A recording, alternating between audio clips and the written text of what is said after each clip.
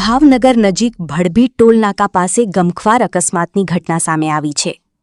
ભાલ પંથક વિસ્તારમાં ભડભી ટોલનાકાથી અંદાજે 1 કિલોમીટર દૂર આવેલી 3 નંબરની ખાડી પાસે મોડી રાત્રે અકસ્માત સર્જાયો હોવાનું સામે આવ્યું છે. પ્રાપ્ત માહિતી અનુસાર ઓવરસ્પીડમાં આવી રહેલી એક ફોરવ્હીલ કાર આગળ જઈ રહેલા કન્ટેનરના પાછળના ભાગમાં ઘૂસી જતા અકસ્માત સર્જાયો હતો. અકસ્માત એટલો ભયાનક હતો કે કારનો આગળનો ભાગ ચકનાચૂર થઈ ગયો હતો. આ અકસ્માતમાં ફોરવ્હીલમાં સવાર વીરેન્દ્રસિંહ કિરીટસિંહ સરવૈયા, બળભદ્રસિંહ રણજીતસિંહ ચુડાસમા અને ઇમ્તિયાઝભાઈ અરુણભાઈ મલેકના મોત થયા હોવાનું સામે આવ્યું છે. ઘટનાની જાણ થતાં પોલીસ કાફલો તાત્કાલિક ઘટના સ્થળે દોડી ગયો હતો અને બચાવ કામગીરી હાથ ધરવામાં આવી હતી. અકસ્માત બાદ મૃતદેહોને ભાવનગર સરટી હોસ્પિટલ ખાતે ખસેડવામાં આવ્યા હતા, જ્યાં મોટી સંખ્યામાં લોકોના ટોળા એકત્રિત થતાં શોકનો માહોલ છવાઈ ગયો હતો. પોલીસ દ્વારા સમગ્ર મામલે વધુ તપાસ હાથ ધરવામાં આવી છે.